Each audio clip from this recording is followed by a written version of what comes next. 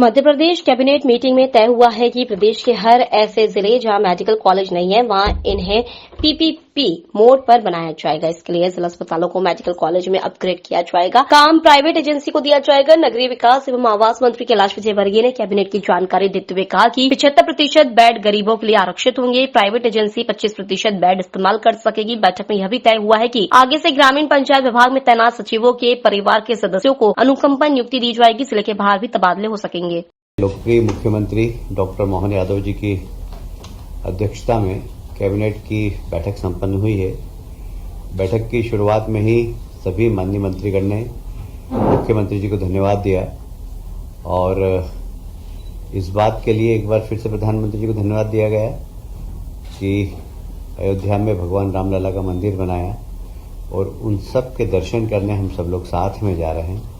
तो माननीय प्रधानमंत्री जी को भी मंत्रीगणों ने धन्यवाद दिया और माननीय मुख्यमंत्री जी को भी धन्यवाद दिया। मुझे ये बताते हुए बहुत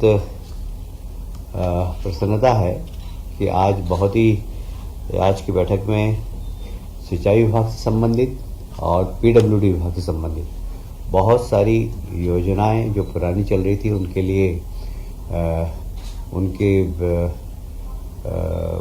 सिंचाई की जितनी भी पुरानी योजनाएं थी जिसमें समय सीमा के अंदर काम पूर्ण हो, इसके लिए आवश्यक था कि कुछ बजट की आवश्यकता थी, उस बजट की वृद्धि भी की गई है और ये पूरी प्रदेश की लगभग 10 से ज्यादा योजनाएं ऐसी है जिसमें सिंचाई की योजना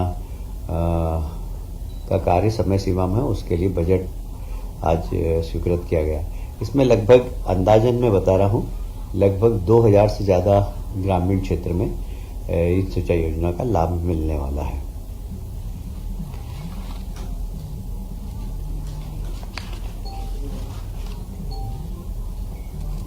अभी जो कॉल सेंटर चल रहा है हमारा 100 नंबर का, वह बड़ी महत्वपूर्ण काम कर रहा है समाज के अंदर। समय के अंदर गाड़ियां पहुंचे ये बहुत ज़रूरी है। इसकी मॉनिटरिंग भी बहुत अच्छी है और लगभग ऐसा अंदाज लगा कि 92% सक्सेस रेट है कि समय सीमा के अंदर हमारी गाड़ियां पहुंच रही है।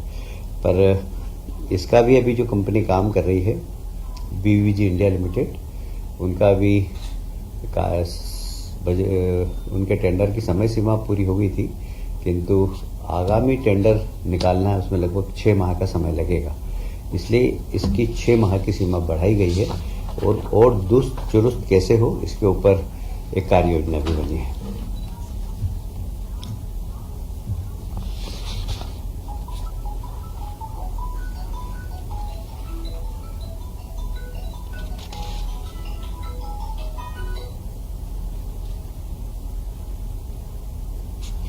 एक भारत शासन के नगरीय विकास मंत्रालय ने 100 स्मार्ट सिटी की योजना 2018 में प्रारंभ की थी। 1.0 उस योजना का नाम था। उसके अंतर्गत देश की 100 स्मार्ट सिटी माननीय प्रधानमंत्री जी ने घोषणा की थी कि इनको बहुत अच्छे शहर बनाए जाएं। उन 100 स्मार्ट सिटी में से एक बार फिर से एक नई योजना भारत सरकार ने प्रारंभ की है। 2.0 स्मार्ट सिटी योजना नाम है उसका। उसके अंतर्गत इन 100 में से ही 18 सिटी का चयन किया जाएगा और उनको लगभग 135 करोड़ रुपए की राशि दी जाएगी। वो विशेषकर काम करेंगे हरियाली के लिए, पर्यावरण के लिए और इसलिए 100 में से 18 सिटी का चयन होगा। लगभग हमारी 2 या 3 सिटी आना चाहिए उसमें लगभग जो भी सिटी का चयन होगा उसको लगभग 135 करोड़ रुपए मिलेगा, जिसमें 50% राज्य शासन का समावेश भी होगा। आज मंत्रिमंडल की समिति ने उस योजना को भी स्वीकृति प्रदान की है। अभी 12-1 बजे दिल्ली में माननीय मंत्री जी कौन सी सिटी आएगी इसकी घोषणा करने वाले हैं। अभी वर्तमान में न्यायिक अधिकारियों के प्रशिक्षण के लिए एक न्यायिक प्राधिकरण ने एक योजना बनाई है जिसके अंतर्गत न्यायालय में काम करने वाले न्यायाधीशों को समय समय पर प्रशिक्षण देना। इसके लिए जबलपुर में एक बिल्डिंग बनेगी जो लगभग उसका 450-500 करोड़ का बजट है सिर्फ वो न्यायाधीशों को प्रशिक्षण देने में ही उपयोगी होगी। इसलिए न्यायपालिका की दक्षता बढ़ाने का ये काम है, सरकार ने उसको स्वीकृति प्रदान की है। एक बहुत महत्वपूर्ण निर्णय और हुआ है, ग्रामीण पंचायत विभाग में जो सचिवों के अनुकंपा नियुक्ति का विषय काफ़ी पेंडिंग था और जो सचिव काम करते करते यदि उनकी किसी भी कारण से मृत्यु हो जाती तो उनके परिवार को अनुकंपा नियुक्ति मिलना चाहिए, वह अभी निर्णय नहीं हो पा रहा था। पर आज माननीय मुख्यमंत्री जी ने जो भी सचिव काम करते हुए अपने सेवा काल में जिनकी मृत्यु हुई उनको अनुकंपा नियुक्ति दी जाएगी, वह एक निर्णय लिया गया। जिले के बाहर की जा सकती है, अभी तो जिले में होते थे, अब जिले के बाहर।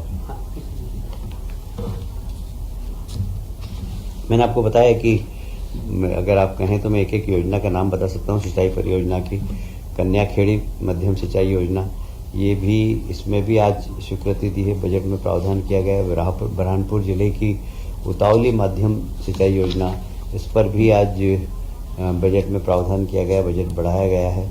बंडा बृहद योजना जो कि सागर जिले की है, वहाँ पर भी लगभग, हालांकि राशि बहुत बड़ी नहीं है, कहीं 50 करोड़ कहीं 100 करोड़, पर हर योजना कंप्लीट हो समय सीमा के लिए अंदर, इसके लिए कैबिनेट ने निर्णय लिया है। भावसा सिंचाई योजना ये बुरहानपुर की है, झिन्ना ये सतना जिले की है।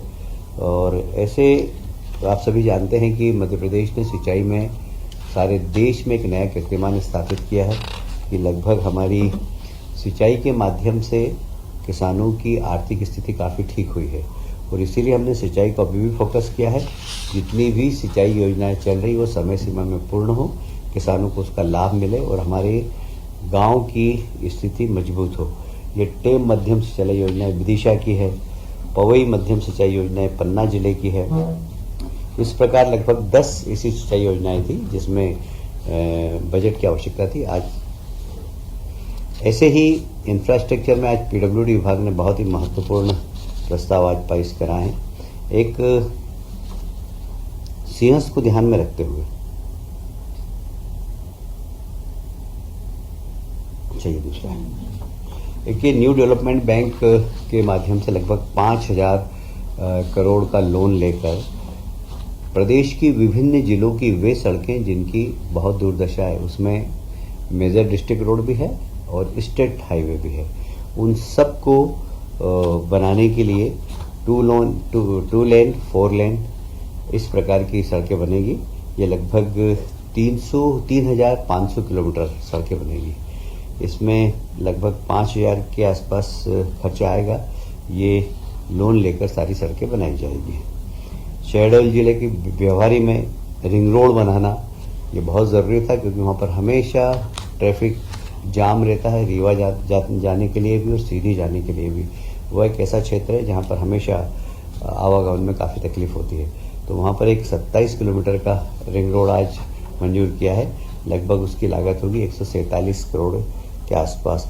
जबलपुर जिले में ही नर्मदा नदी पर एक झूला पुल, हालांकि इस झूला पुल में कैबिनेट ने निर्देश दिए कि इस झूला पुल के आसपास झूला पुल बन जाए, उसके बाद पर्यावरण ठीक हो, नदी संरक्षण ठीक हो, इसकी चेतावनी के साथ ये पुल की इजाज़त दी गई है।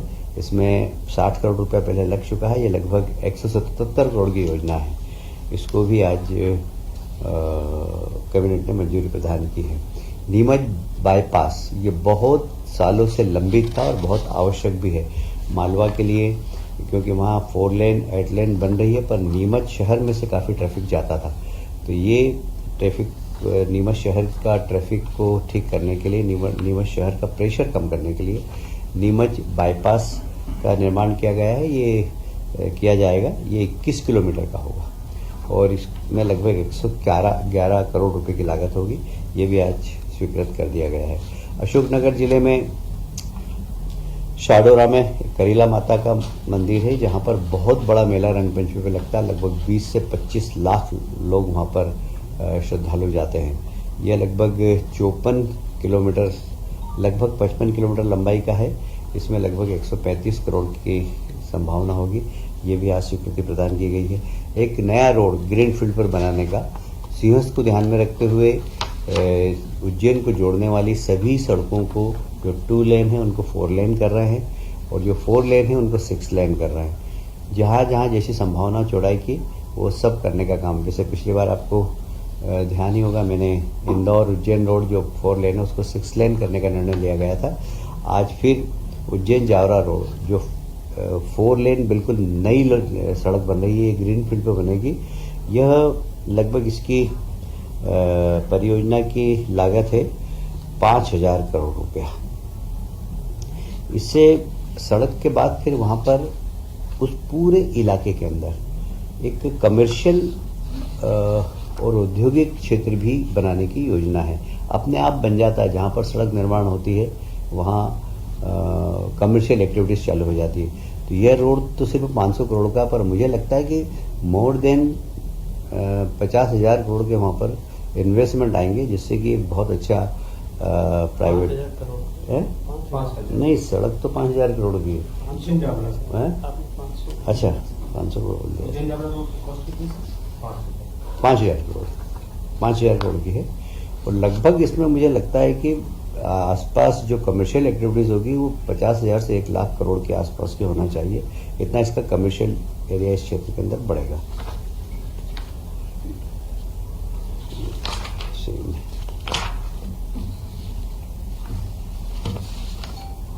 एक ये बहुत एक महत्वपूर्ण निर्णय लिया गया है कि प्रदेश के शासकीय महाविद्यालय में कार्यरत जो प्राध्यापक है उनको 6वें वेतनमान स्कीम के अनुरूप एजीपी रुपये 10,000 रुपये दिए जाने की घोषणा आज निर्णय लिया गया है।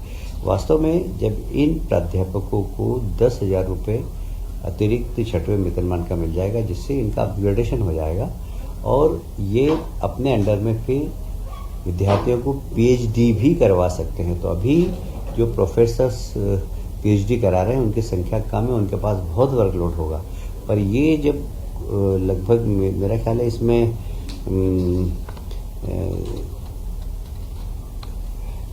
लगभग मोर देन 2,000 ऐसे प्रोफेसर होंगे जिसको इसका लाभ मिलेगा। तो 2,000 प्रोफेसर्स ऐसे होंगे मध्य प्रदेश के अंदर जो पीएचडी कराने के लिए अधिकृत हो जाएंगे, जिससे हमारे यहाँ पीएचडी करने वाले विद्यार्थियों की संख्या भी बढ़ेगी। इनको ये भी फायदा है कि ये आगे कुलगुरु बनने की योग्यता भी इनको मिल जाएगी।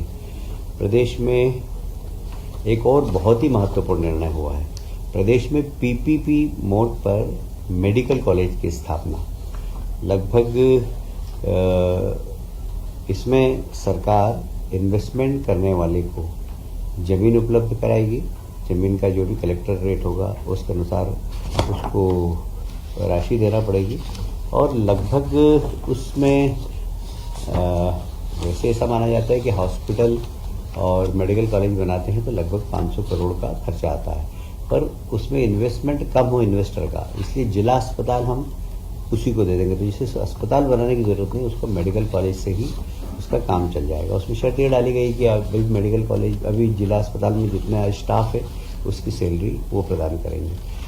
कुल मिलाकर जब हॉस्पिटल बन जाएगा और मेडिकल कॉलेज खुल जाएगा तो उसमें 75% बेड सिर्फ गरीबों को देना पड़ेंगे, 25% वो कमर्शियल उसका यूज कर सकेंगे।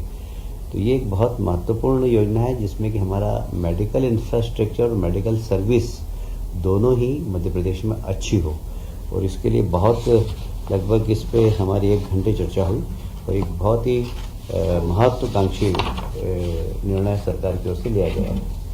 सभी जिला अस्पतालों के लिए कुछ चिन्हित जिला, कुछ चिन्ह ऐसा है कि जहाँ पर अभी मेडिकल कॉलेज नहीं है वहाँ पर जो मेडिकल कॉलेज सरकार चाहती है कि हर जिले के अंदर मेडिकल कॉलेज हो। मेडिकल कॉलेज होता है तो उसके लिए हॉस्पिटल कंपलसरी होता है। हॉस्पिटल कंपलसरी होता है तो वो हॉस्पिटल अभी हमारे पास हर जिले के अंदर जिला अस्पताल है, वो हम हॉस्पिटल उसको दे देंगे जिससे उसका इन्वेस्टमेंट कम हो और वो ज्यादा से ज्यादा अच्छी सेवा कर सके। Bureau report, TV Bhopal.